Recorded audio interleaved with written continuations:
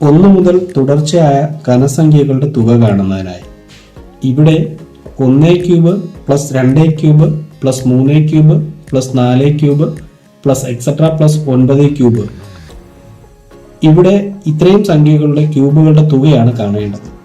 ഈ ക്യൂബുകളുടെ തുക കാണുന്നതിനായി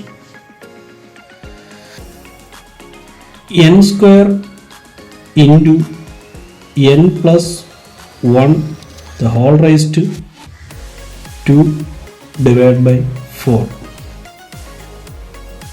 ഇവിടെ n എന്ന് പറയുന്നത് ആകെ തന്നിരിക്കുന്ന സംഖ്യകൾ 1, 2, 3, 4 മുതൽ 9 സംഖ്യ. അപ്പോൾ n എന്ന് പറയുമ്പോൾ 9, n സ്ക്വയർ എന്ന് പറയുമ്പോൾ 9ന്റെ സ്ക്വയർ ഇൻറ്റു n എന്ന് പറയുമ്പോൾ വീണ്ടും 9 plus 1 the whole raised to 2 by 4 സമം 9ന്റെ സ്ക്വയർ എന്ന് പറയുമ്പോൾ 81. 9 പ്ലസ് 1 എന്ന് പറയുമ്പോൾ 10, 10ന്റെ സ്ക്വയർ ഭാഗം 4. ഇവിടെ 81 അതുപോലെ എഴുതുക. 10ന്റെ സ്ക്വയർ എന്ന് പറയുമ്പോൾ 100 ഭാഗം 4.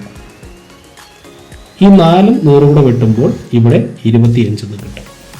25 ഇൻറ്റു 81 എന്ന് പറയുന്ന സംഖ്യകളുടെ ഗുണനക്രിയ ചെയ്യുമ്പോൾ 2025 എന്ന് കിട്ടുന്നു.